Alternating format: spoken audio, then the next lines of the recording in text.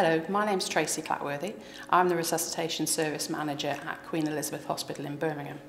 Today I'm going to talk to you about the advanced life support algorithm and how we establish the process of intravenous access and deliver emergency drugs during a cardiac arrest.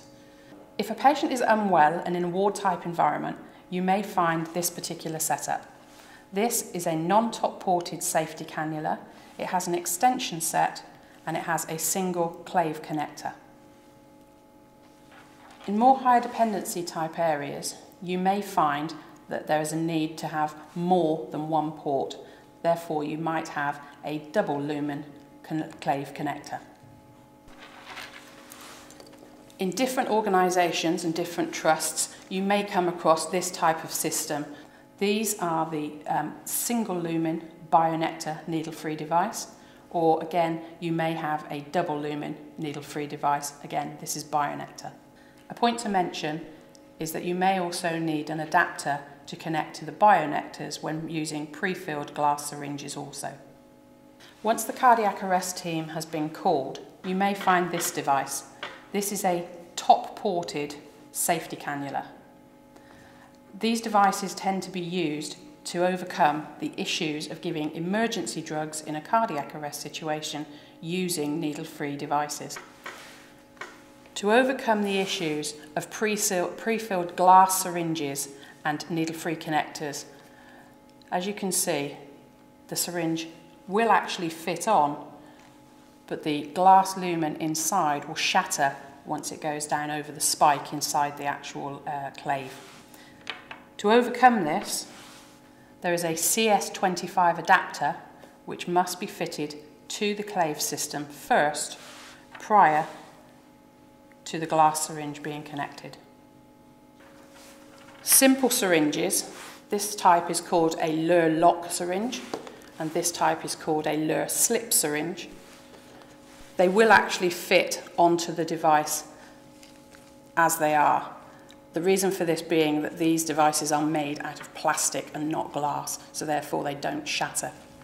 So in summary, we've looked at the advanced life support algorithm and the process of establishing vascular access in a cardiac arrest and the administration of emergency drugs. The patient is on the ward and deteriorating. At this point, the patient may actually go into cardiac arrest. They may have the pre-existing non-ported vascular access cannula in situ.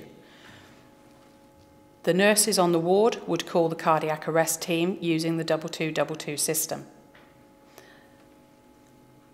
And they would then initiate CPR and assisted ventilation at that point. Once the cardiac arrest team arrives onto the location, then they would assess the patient's rhythm and decide whether the patient is in a shockable, therefore requiring a defibrillator, or a non-shockable, therefore requiring good quality basic life support and compressions, and deliver the treatment appropriately.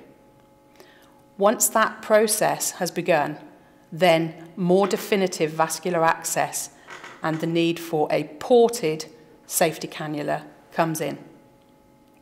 If this is not achieved, then this system, which is an intraosseous vascular access device, may be used.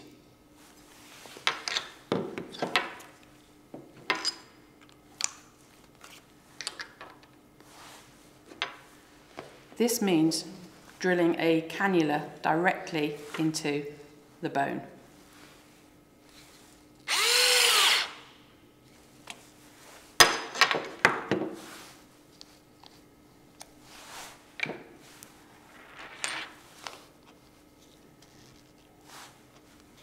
The sites chosen for intraosseous access may be the humeral head, which is here, or the proximal tibia, which is just below the knee.